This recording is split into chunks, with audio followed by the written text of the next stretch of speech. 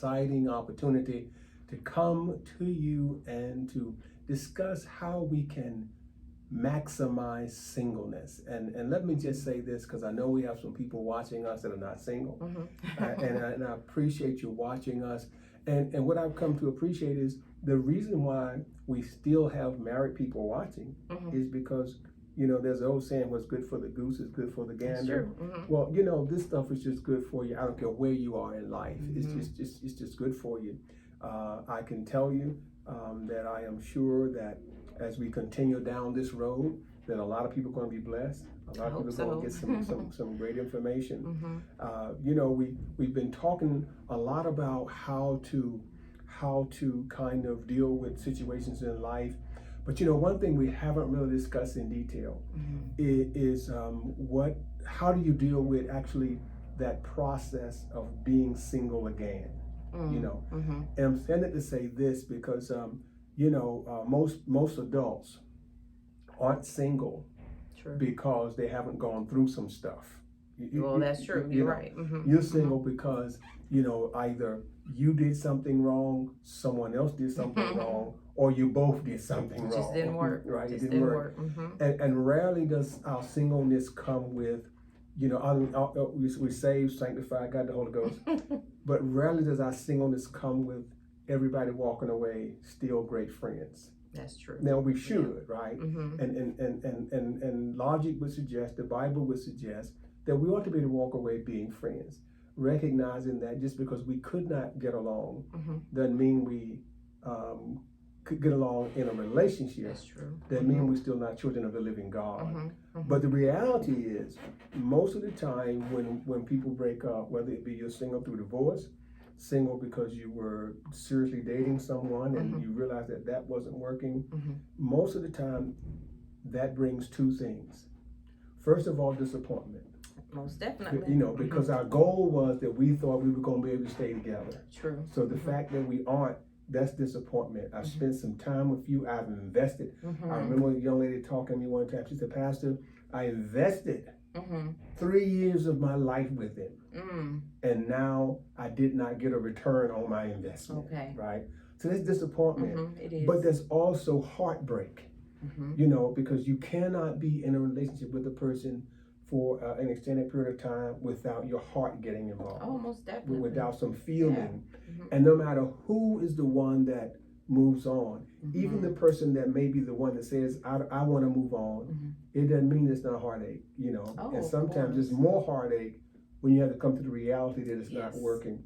So I think the question or the thing that we have to deal with and try to help those who are watching us deal with is that thing. How do I handle that? How do I keep from becoming like the turtle? How do I keep from pulling back into my shell and having that hard exterior? How do I still remain a human being with humanity and humility and still be open to new things and not walk in fear of the pain that sometimes comes with a relationship? Well, it's easier said than done. I can say that. I've been on both sides of the coin to that one. And like you said, it's not easy on either side. And basically the first thing you do want to do is you kind of want to hide out, just kind of retreat and shut down, because sometimes the pain is a bit unbearable and you really don't know how to handle it. But I will say this, just from my own experience, we should not nurse our pain. That is one of the things I think I did, or I had a habit of doing. And when I say nurse the pain, you kind of go back and rehearse what happened over and over again. And sometimes we begin to play that blame game. And that's what I mean when I say nursing the pain. And then sometimes, you know, we'll even go on social media following this person or checking them out just to see what they have going on, how they've moved on, and you're hurt and you're wondering, why do they get to move on and be happy and I'm still sitting in this heartbreak? And it's not about them necessarily why they get to move on. It just didn't work, and we have to recognize those things. It just didn't work between the two of you know. Now, you know what you said to me, and I know that there are people who may not have caught it the way I caught it, but when you use the term nurse the pain, and I'll be willing to bet you there's some folk when you initially said that was thinking, well, you need to nurse the pain. But no. You don't need to nurse the pain. I'm glad you said it. You need to nurse yourself. That's right. That's right. Right? Because the when you think about what it means to nurse something, you know, whatever you nurse or, you know, is what will get well. Exactly. Right? And it's what will prosper. Like if I'm in the hospital, the nurse's job is to help me become healthy. That's right. Right? That's right. To help me grow. So if I nurse the pain will grow. You're helping and it grow. I'm helping the pain get more powerful. I'm helping the pain to get over faster. I need to be nursing myself. So, you know, that is so important for people to understand that you cannot keep reliving the pain. That's because right. the more attention you pay to the pain, the more the pain will grow. That's right. And the stronger the pain will become, and it will overtake everything else in your life. It sure will. We keep reopening that wound, so to speak. And it's best to let others know, like, hey, we're no longer together. It would be nice if you wouldn't bring this person up, because sometimes people aren't aware, or they know you're not a part, but some people, I think they do it intentionally just to be nasty. But then you just really have to let people know, hey, I don't want to discuss this. And also, when we're hurting, we shouldn't discuss it with anybody that will listen. We have habit of wanting to talk about it. This is what happened. And once again, like I said, playing the blame game, and it's not a time to play the blame game. And when I say blame, don't blame yourself, accept responsibility for your role in it. And don't blame yourself for what has happened, but then also just understand it just didn't work. And perhaps too, you're right about that blame, right? Don't blame yourself. And I think a part of the problem that we encounter is that we blame ourselves and we blame the other person because we can't forgive them and we can't forgive ourselves. Especially if this is your second time around. You'll be thinking, I should have known better. Yeah, I should have caught that. I saw these signs, right? So we forget to forgive ourselves. And one of the things I want to throw out there at our listening and watching audience is, because I've heard people say this, well, Pastor, people talking about forgiving, but they don't tell you how. They just say, well, forgive the person and you need to forgive. Let me just tell you right quick what forgiveness really is from a biblical perspective. Forgiveness is not about forgetting. That's not what forgiveness is. I'm not saying you can't forget, but let's face it, you don't forget pain. That's right? true, you don't. And there's a reason why your bodies don't allow you to forget pain. Right, it's a learning process. You got the flu because your body feels it.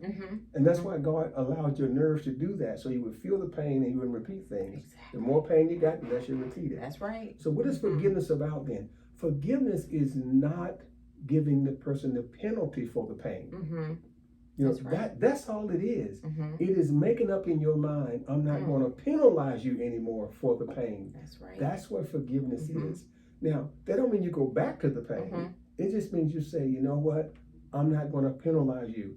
And if I'm not going to penalize you, then that means I don't play the blame game anymore. That's right. Let it go. Right? I let it go. And I don't blame myself. Because if you blame yourself, you're penalizing yourself. That's right. For the mistake that you may have or may not have made. I think that's so important to understand. That's what, when she says the blame game, I mean, I just want to put it in that light for some people to know that what that's telling is to forgive yourself and forgive the other person. Definitely. In other words, that doesn't mean that they were right. Right? All it says is, and you're not telling them right. And all you're saying is, you know what? I'm not going to put any consequences on you for what we went through, and no, I'm not going to put them on myself. Exactly. And that's what allows you to move forward. Because if you keep thinking in the consequence mode, you can't get past where you are. No, we can't. And we let God handle it. He'll take care of it. You don't have to. A lot of times we want to play God, and we're kind of bitter and angry. So we're going to jump out there and try to destroy. Some people do that. They'll want to destroy the other person for hurting them. And really, it's just their pain that is they're acting on their pain. But I will say, let God handle it. You don't have to do it. Just, we have to extend them grace, and also be graceful. Continue to be graceful throughout the situation. And that can be difficult when you are hurting. But when I say be graceful, meaning as African American women, we already we are what is the word? We are labeled as angry and bitter anyways. And people don't realize we've gone through some things. There's a reason for that. However, we can't hold it. Let it go. Be graceful, meaning don't get attitude about it because it didn't work out. You know, God has something else better for you. If it doesn't work, it just doesn't work. And maybe I like to look at it this way: what that person you didn't have what they needed. Well, and you know what, and you saying what you're saying is true, but I'm just going to add this, you know, Ian, because since you brought up the black woman, I gotta say something about the black man. Definitely. And that is this. See, I don't think you should ever blame a person for your pain. No, because we're responsible for ourselves, and we can only allow a person to do but so much before we start to say, you know what, this is not working. Well, for me. not just that. I'm gonna take it a step further. Okay. And I'm gonna say it this way, as you know, if I allowed you in, then I'm responsible. That's right. Because I allowed you in. So if I allow you in, then that meant I shouldn't blame you. I should blame me. That's true. Because I'm the one that decided I'm going to allow you to position yourself in my life such that you can bring me down emotionally, intellectually, what have you, right? Now, again, I know that may defy that thing of what we call vulnerability or allowing yourself. But see, I can be vulnerable and still not allow you to position so that you destroy me, right? Now, and I'm saying it to say it this way, right?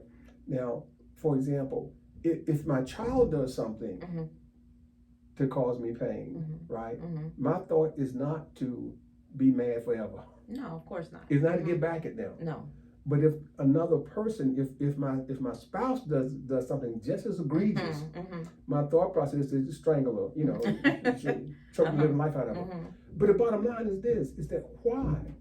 Why am I holding this person to a higher standard than I am my children, who really hurt me more because I love them more? Right? Yeah. And that to me, that makes sense. And that's what I'm just following your logic on that grace, and I think your comment about grace is so appropriate, because if I'm really graceful, then my thought process ought to be everybody has a right to make a mistake. That's true. That's right. We do. I'm not saying you should make a mistake. Let me be perfectly clear.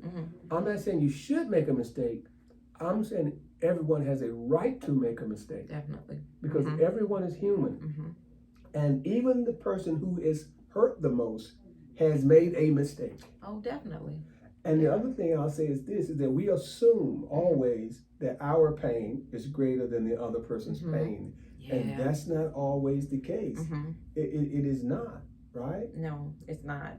We assume it because, just say if you're the one, or if I'm the one, if someone left me, then I'm thinking they're okay, they're moving on. But that's not always the case, because like I said, I've been on both sides of that. And when you have to walk away from someone that when you know it's just not working, no matter how hard you try, it's just not working, and you can't make it work, especially if God has already shown you, but you continue to try anyways, it's gonna hurt, because like you said, you're already invested in that person, your heart is. But it's better to cut your ties and move on. Well, and that brings up another issue, right? Because I'm vested, right? Because I have put a lot in, right? And so the question then we have to kind of like reconcile somehow is, well, was I giving them what they needed? Or was I giving them what I thought they wanted? Right? And those two are not always the same. And actually they can be diametrically opposed. And I think that in itself can lead to heartache, right? That can lead to disappointment. So the question then becomes, is, are we where we are because I gave you what you wanted, or are we where we are because I gave you what you needed? And how do we reconcile those things? Well, I think a lot of times we don't recognize what we're doing, that we're giving a person what we want them to have versus what they need. And see, this is a thing, when you recognize who you are in the very beginning, when you meet someone, then you can recognize what this other person, who they are, maybe what they need. So then you'll recognize, okay, is this gonna work? Can I supply a need, that need, whatever it is that they need? Because if you give a person what, just what you want them to have, even though they may not need it. They're gonna take it depending on what it is. They might take it depending on their character, and they're gonna go on about their business. And once they have received what they want or what you gave, they're gonna go off and find what they need in someone else. Well, what about this? I've heard people, kind of broach this issue in this way, and they'll say, well, everyone doesn't deserve your love. No, they don't. Right. You have to recognize that. Well, early enough. Well, here's my thing. Help me to understand. If I have said, right, if I have said that I'm going to position myself to be vulnerable, even though I face disappointment, how do I reconcile that with that statement when people say everybody doesn't deserve your love? Okay, what I will say to that, everyone doesn't deserve your love. Everybody doesn't deserve to get close. You can love everyone in a godly way, but not give them the most vulnerable side of you. Because if that's not who you're supposed to be with, or who God said, okay, this is who I want you with, then you can't give them all of you in that way. I think, go ahead, I'm sorry. No, it's okay. I know I'm jumping in there right quick, but yeah, here's what I'm thinking. Is it that they don't deserve your love, or is it they aren't ready for your love? It could be both. They don't deserve it because they're not ready. And you have to recognize if they are not ready. Perfect example. I will say, I'll use my child. There are things that I wanted to give him that I was providing him with at this stage in his life. He's 26 years old. I was giving him what I wanted him to have and what I thought he needed. But actually, even though I know he needs it because I'm his mom, he's not ready to receive that yet. So I had to take a step back and recognize he's just not there yet. I still love him. And at some point he may come to me and say, okay, Mom, he'll start asking questions about what it is that I was trying to provide him with. And maybe he won't. And if not, that's okay. But at the same time, I had to recognize, you know what, because my feelings were hurt. I felt rejected because I was trying to give him what I wanted him to have versus what he needed was just be mom right now. Well, if that makes sense. What you said does make sense. Okay. But I'm going to have to respectfully look at it in a different way. Okay, please do. See, I think everybody deserves your love. Everybody deserves. On what level? Everybody deserves your love. The issue is everybody doesn't deserve your infatuation. Okay. See, here's the thing. Love is not giving you what you want. Okay, that's love true. is giving you what you need. That is true. Right, that's true. Why if we go back to the Bible right quick, Paul said that he's convinced that our God will supply our every need according to his riches and glory, and we know God loves us. I think the mistake we make is that we what we do is we say I love you, so we start giving you everything that we think will cause you to love us. As opposed to giving you what you need. See, what you need may not be for me to give you all that stuff. That's right. Right? You know, like you say, your son may not need the car, but you may say, well, but I want you to have the car, right? But I have to love you enough to recognize that your wants may not be your needs, and in fact, your wants may be contrary to giving you the life that God intended you to have. Like, you know, for example, right? I've counseled women, and I've had this debate with my wife several times.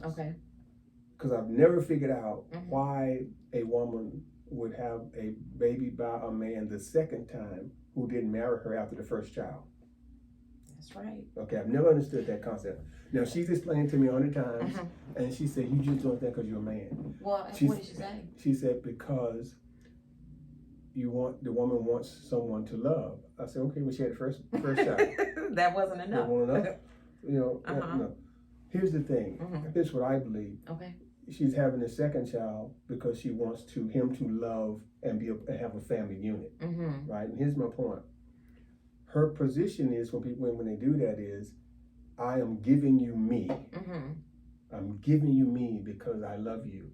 But that ain't what he needs. what you're giving him what you think he wants. See, she's thinking he wants to have a male child, so I'm gonna give you another child. She's thinking he wants to have that stuff, so I'm doing for you. Because in her mindset, if I do this, I can keep you. Exactly. But that ain't what he needs. See, what he needs is to mature. That's right. And see, getting pregnant for him a second time does not mature him. It sure does. It doesn't do it. No. So maybe what he really needs is for you to say, you know what? We're gonna be godly in this relationship, and that means that the Bible says it's better to marry than to burn. So maybe what he needs is for you to say, for the woman to say to him, hey, listen, either you marry me or a intimate relationship sexually is out. I totally agree. And right? But, I mean, let's give him what he needs. But I can tell you people do the opposite.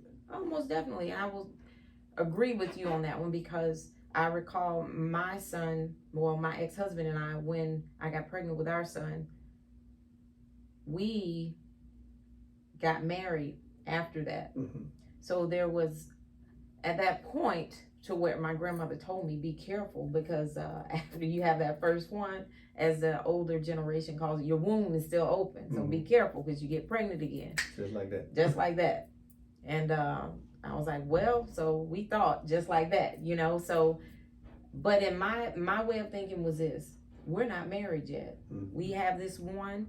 I can take care of this one on my own. We're not married yet. Why am I going to bring a second one into this world? And we haven't done what we needed to do to become the family unit. Right. So of course we did get married and we did have a second one. But yeah, you're right. I totally understand what you mean. So that's all I'm saying. And now again, I agree with. I mean, I know that people say, they don't deserve my love. But see, I think sometimes love is not what we think it is. You're right. You're right. If I love you, I also want to protect you. That's true. Right? Definitely. So I think I think everyone deserves that. I deserve for you to want the best for me. Yes. And that's what true love is. I think what we oftentimes mistake is love for the person, and we mistake that for love for ourselves. Okay. So we say, well, you don't deserve my love. What you're really saying is, you don't deserve me to give you me. That makes sense. Right? It does. So okay. I can't give you me, but I don't have to give you me to love you. That's right. That is right. I can love you and never give you me. Right? I can love you and never give you a dime, never pay your phone bill, never do all that stuff. Because love is not giving you what you want, it's giving you what, according to the Bible, is giving you what you need. That's right. So I'm just saying in that perspective. That makes sense. In that, because when you think about, again, I think about some of the other things we've talked about, and one of the things you've always focused on is make God the priority, right? Make God the priority. So to me, even loving you and saying you deserve my love, the most precious thing in my life is God, right? Definitely. So maybe my love for you would say, I gotta give you God. Because that's the most precious thing in my life. But I can't give you that which I don't have or haven't done. Which would bring me to this, and that is, well, how do we refocus, right? How do you go from pain to progress to saying now, you know what? I'm just gonna give it all to God. I've borne this burden, long enough. How do I just let it go? How do I transform in a way that I can now give it all to God so I can just be the best person I can be? Well, I'm going to give you this quick analogy first. Hopefully others will understand. And it's something I had to learn going back to giving a person what they want versus what they need to tie it in to this. I recall getting jewelry from an ex, very nice jewelry. He'd asked me, what do you want for a particular holiday, maybe Valentine's Day? I told him what I wanted. I took a picture of it, everything. This is what it cost, sent him everything. Of course, he went out and bought me what he wanted me to have. I could appreciate it. It was beautiful, but it was more like costume jewelry. I'm more of a jeans type of person. I like to dress casual. I don't dress up very often unless I need to. Christmas party, things like that, weddings. Right.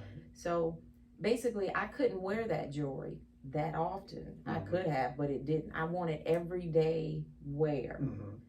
But when he bought me what I need, what he wanted me to have, it was like, he kind of felt rejected because I didn't wear that daily. So, and it's not that I didn't appreciate it. I loved it, but I could only pull it out at certain times. Okay. So I say all that to say, when you know who you are in that way and you can communicate that with others, then it makes a difference in you recognizing what another person needs, what you need, if that's going to work. So then you don't have to end up tying yourself up with someone, and if you recognize that in the very beginning. And then also, God knows us best. But for whatever reason, we will say, I know what I need. I'm gonna be honest with you. I thought I knew what I needed before I surrendered. But then, as of recent, I found out what I thought I needed. The type of man you think you want. Tall, built, and all this and that. Not necessarily so. That might just be lust. What I need is an intellectual man, someone that could lead me and teach me things. That is what I need. That is attractive to me. That makes everything else look great. But God will put you in that position and he will show you. But first, we have to allow him to do so. And we have to give him the pain. He knows where the pain started from the very beginning. Whatever's hurting, God knows where it all started. So when you take your time out and don't run back out and jump into another relationship, or don't retreat and hide out, give him the pain so you can get rid of that bitterness and the anger. He'll show you, he'll help you release it, and he'll begin to show you who you are and just kind of walk you through the process of releasing the heartbreak and the disappointment. And then you'll start to see, like, opening your mind. You know what? Now you can see the red flags and all the things that maybe you ignored from the beginning. And he'll show you exactly what you need. Like, I don't think that is going to work for me next time around. So are you saying then that a part of our problem and a part of why our disappointment and heartbreak is so great is because we've relied too much on the person and not enough on God? Sometimes we rely on ourselves, what we think we know, and then we rely on other people to make us whole, in a sense of, we go to them thinking, okay, once again, going back to giving them what they want, when really it's what we want them to have, because we want them to want us, to make us feel a certain type of way, when God is the only one that can do that. Right.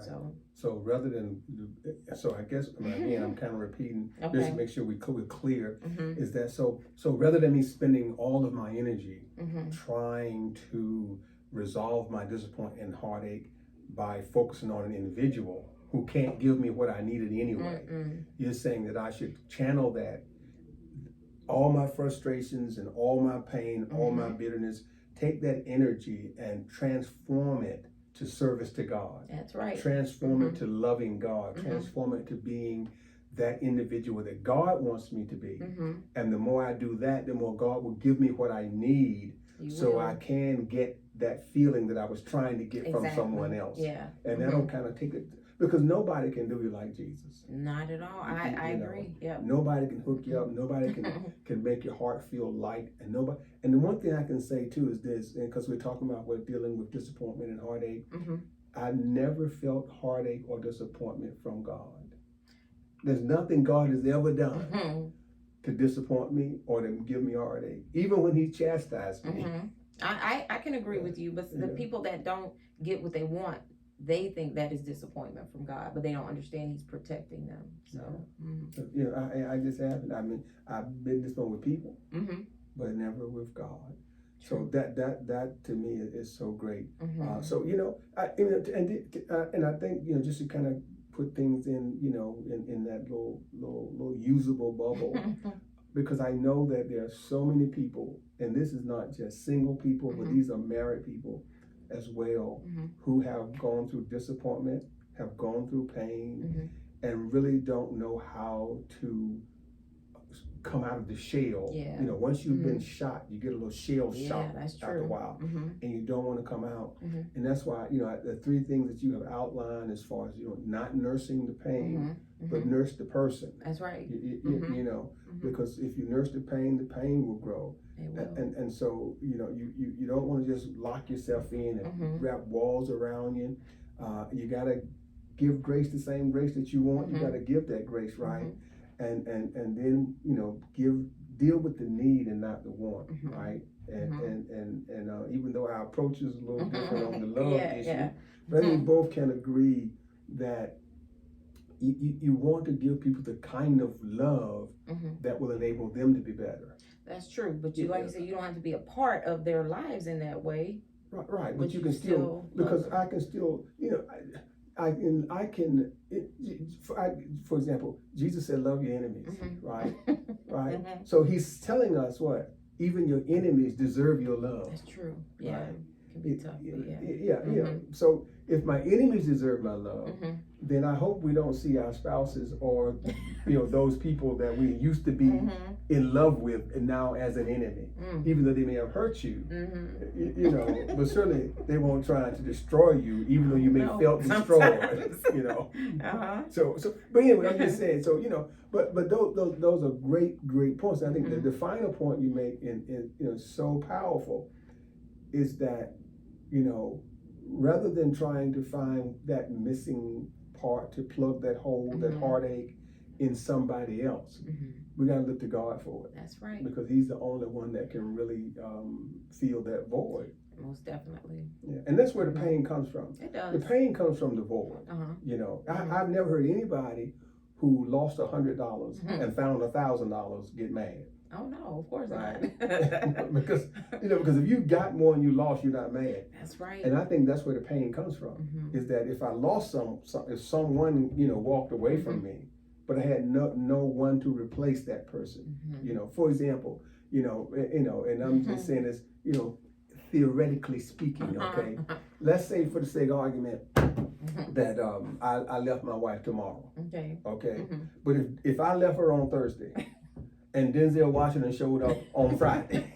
You can't be mad. and said to her, hey, listen, I'm sure glad Michael Daniels left you. Girl, because I've been wanting you all this time. I bet you she wouldn't be sitting home talking about, oh, woe is me. No, she will not. Not at all. She would have forgot about me by Saturday. Okay?